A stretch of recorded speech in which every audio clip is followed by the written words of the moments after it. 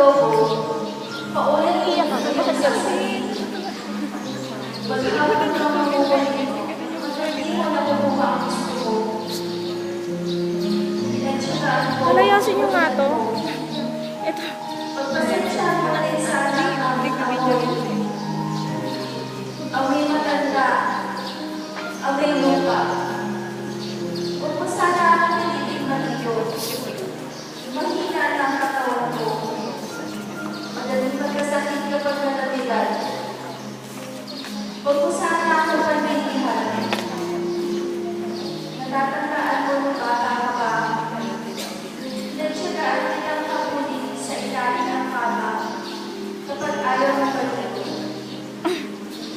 Pagpasensyahan mo sana kung madalas ako'y masungit. Dala na marami ko na matandaan. Pagtanda mo, maiintindihan mo rin ako. Pag may konti kang panahon, magkwentuhan naman tayo. Kahit sandali lang, inip na ako sa bahay. Maghapon nilinis sa akin. Walang kausap. Alam ko, busy ka sa trabaho. Subalit, nais ko malaman mo. Kasabit na ako.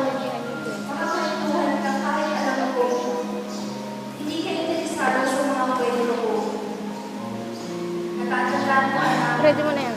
Noong bata ka pa, pinagtsagaan mo pakinggan at intindihin ang pautal-utal ng kwento tungkol sa iyong kaibigan. At kapag dumating ang sandali na ako'y magkakasakit at maratay sa pagitan ng karang-laban, huwag mo sana akong magsawa ang alagaan. Pagpasensyahan mo na sana kung ako man ay mahilig o malumis sa higaan. Malapit na yun doon. Dulo nila. Pagtsagaan mo sana akong alagaan sa mga pag-isang